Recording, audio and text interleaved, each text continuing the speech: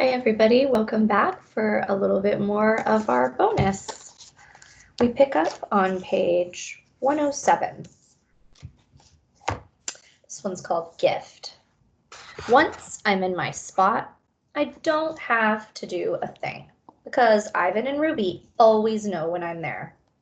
Gorillas and elephants have great schnozzes too. Also, I pride myself on staying extra fragrant. It's a gift. Ivan gets to me first. Bob! He knuckle walks up the hill, knuckle runs, actually, and he looks as glad to see me as I am to see him. It seems like I've known Ivan forever, and yet every single time I see him, I feel kind of odd. He's so powerful, so huge, like this magnificent silver mountain that just happens to be my best buddy. Hi, Ivan, Julia calls, waving. He cocks his head and makes a soft belch, which is gorilla for I'm happy. Maya calls out to Julia from the door to the gorilla's indoor space. Maya's a zoologist, which is a hoity-toity way of saying she has a thing for animals. It was Maya and a lot of other good folks who helped get Ivan and the rest of the mall animals moved to better places. Julia unhooks my string and gives me a stern look. No funny business, you, she says, and then she kisses me on the head. And stay out of sight. Ivan sidles up as close to the stone wall as he can get. I was worried you wouldn't come today, he says, weather and all.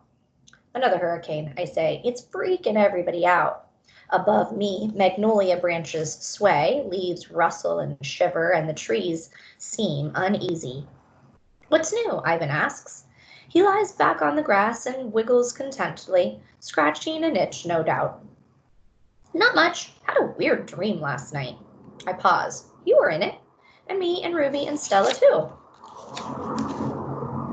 Ivan gazes at the darkening sky. Stella, he says. Now there was a great friend. Classiest elephant you ever hoped to meet.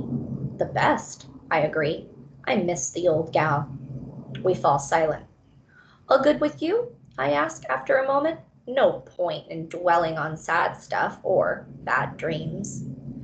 Kenyaya's getting on my nerves a bit. Ivan, do this. Ivan, do that. But she means well. Kenyaya is Ivan's lady friend. Girlfriend? I've never been sure what they call it in gorilla. Kenyaya doesn't really approve of me. She thinks I'm a bad influence on Ivan. I like to think she's right. Ivan is 400 pounds of pure power, but Kenyaya is 400 times scarier. Trust me, I've seen her in a bad mood.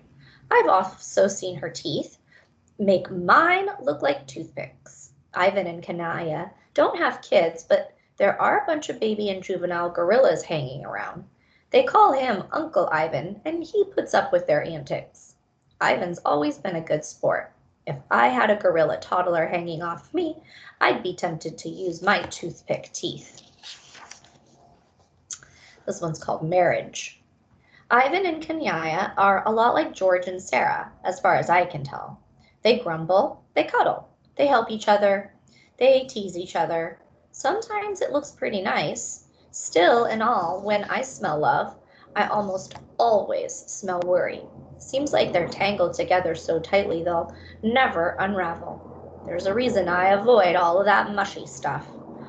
One big difference I've noticed between the two couples, Ivan and Kenyaya, enjoy eating bugs off of each other. George and Sarah, not so much. Tiny but tough. Ivan always seems like nothing scares him, not even Kenyaya, who scares the heck out of me. On the outside, I suppose that's how I look too. Tiny but tough. But inside, well, sometimes no matter how hard I try, I can't find that guy to save my life. It's like he's cowering in some corner of my heart. I hate it when that happens. I hate that I'm not the guy my friends think I am, the guy the world expects. I keep waiting for things to go bad on me, worrying that my nice, tidy little dog life will blow up in my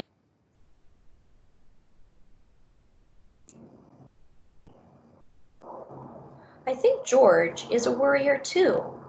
He'll get up in the middle of the night and head to the kitchen sometimes, his old slippers scuffing on the wooden floor. I always hear him, always join him. When he opens the fridge, the light spills out like maple syrup on a hot pancake. Wonderful scents drift our way. Leftover meatloaf, stinky cheese, expired yogurt that someone might as well eat, and it seems like the dog is the safest bet. The smells rain around me, and yeah, my tongue starts hanging out, and I nudge George's PJ'd leg. You can't sleep either, huh? He'll say, or maybe, I can't tell if you have insomnia or just a very acute sense of smell. Both, actually. I wait. He usually makes himself a PB&J with banana, which is good with me because the crusts are where you really get the fun chew factor going. Now and then after we eat, we sit on the back porch and George scratches my ears, especially my right ear. It's my favorite. I understand his worry, I think. George works so hard. His wife was really sick for a long time, and he loves his daughter so much. Sometimes when Julia climbs on the school bus, I'll watch George watching her. All that caring and concern is painful to smell, especially the briny scent of the stray tear he'll flick aside with the back of his hand like sea spray. More than once, George and I have dozed off together. That's the best kind of snooze, if you ask me. Good, warm, safe in somebody's arms sleep. This one's called Not Talking.